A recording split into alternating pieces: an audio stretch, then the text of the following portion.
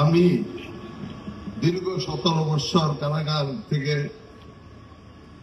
মুক্ত পেয়ে আপনাদের সামনে উপস্থিত হতে পারবো আর কোনোদিন, এটা কোনোদিন কল্পনা করিনি।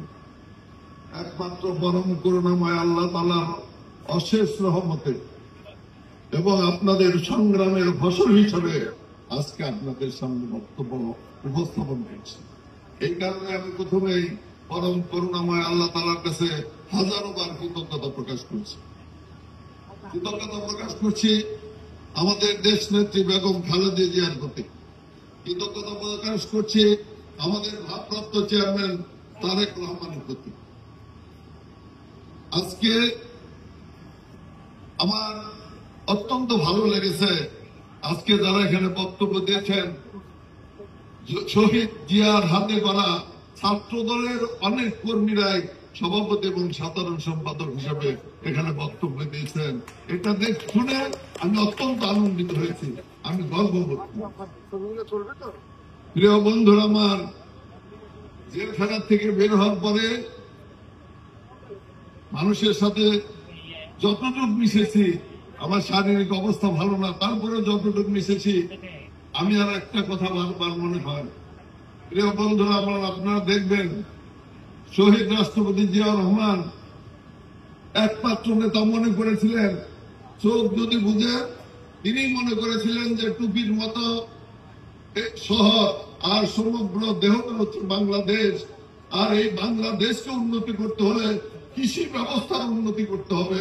তাই তিনি কৃষি ব্যবস্থায় পূরণ ঘটিয়েছিলেন, কৃষি ব্যবস্থাকে দীর্ঘদিন করে নিয়ে গিয়েছিলেন।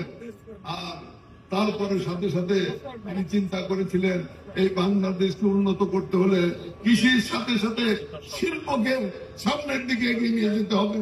তাই তিনি শিল্প বিপ্লবের ডাক দিয়েছিলেন, নিশ্চয়ই আপনাদের মনে আছে।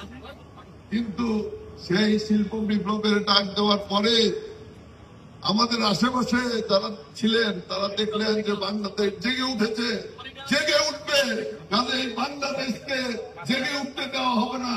সেই কারণে চক্রান্তের পর চক্রান্ত করে, ষড়যন্ত্রের পর ষড়যন্ত্র করে আমাদের প্রিয় নেতা জিয়াউর রহমানকে হত্যা করা হয়েছিল, জিয়াউর রহমানকে শহীদ করা হয়েছিল, ধ্বংস করা করতে চেয়েছিল আমাদের এই দলকে।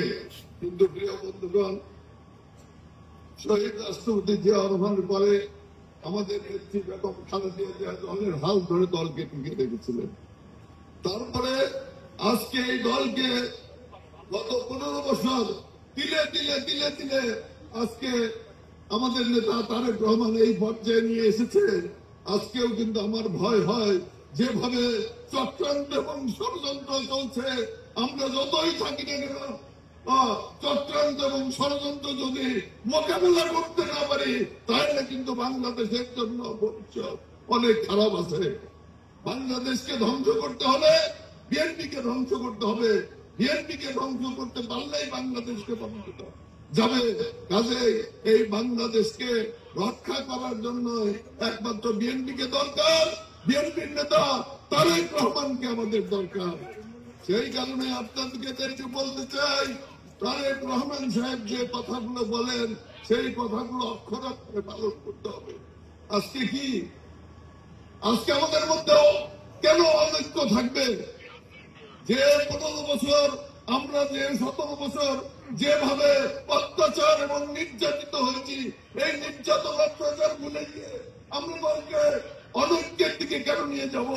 আমি আহ্বান জানাবো, এতদিন যে যা করেছেন, আসুন সব ভেদাভেদ ভুলে গিয়ে দলকে ঐক্যবদ্ধ করি। তারেক রহমানের নেতৃত্বে বাংলাদেশ জাতীয়তাবাদ দল এবং বাংলাদেশ জেগে উঠুক, জেগে উঠবে ইনশাল্লাহ। সেই জন্য আপনাদের কাজ করার আবেদন জানাবো, নিবেদন জানাবো। সঙ্গে সঙ্গে একটি কথা বলি, মানুষ বলে, আমরাও বলি, আমাদের মধ্যে চরিত্রের অনেক ত্রুটি দেখা দিয়েছে, চরিত্রের অনেক ত্রুটি দেখা দিয়েছে। শহীদ রাষ্ট্রপতি জিয়াউর রহমানের দল করি, আপনাদের আমার মনে আছে কোন একটি ঘটনার পরে তার সাথে খেতে বসেছিলাম, তার কাছে বসেছিলাম, তিনি তো বলে খেতেছিলেন। বোতল দিছস না, তার সামনে ছিল আমি তোরে দিলাম, খালি বোতল দিলি কেন? একটা উস্তা ভাজা, একটি মুরগির মাংস আর একটু ডাউল। আমি সেখানে বসেছিলাম প্রেসিডেন্টের বাসায়। আমি মনে করেছিলাম রাষ্ট্রপতি এই খায়, আর তার ত্যাগের জন্যই আজকে বাংলাদেশ টিকে আছে, তার ত্যাগের জন্যই বিএনপি টিকে আছে। আর সেই জিয়াউর রহমানের দল করি আমরা। আমাদের চরিত্র কেন তার মতো হবে না? আমাদের চরিত্র কেন তার মতো করতে পারবো না? আমরা কেন দখল আর চাঁদাবাজের সাথে জড়িত হব? আমরা তো আওয়ামী লীগ করি না, আমরা আওয়ামী লীগের মতো হব? আমি আহ্বান জানাবো আপনাদেরকে যে আজকে যতই আলোচনা এবং সমালোচনা করুন, যতই বিরোধী দল থাকুক, যতই জামাত আজকে আমাদের বিরুদ্ধে চলে যায়, আজকে কিন্তু সারা বাংলাদেশ আমাদের নেতা তারেক রহমানের দিকে তাকিয়েছে। তার প্রত্যেকটা বক্তব্য জনগণ গ্রহণ করেছে এবং সেই কারণে আপনাদের ভুল ত্রুটি এখনো ধরে নেন।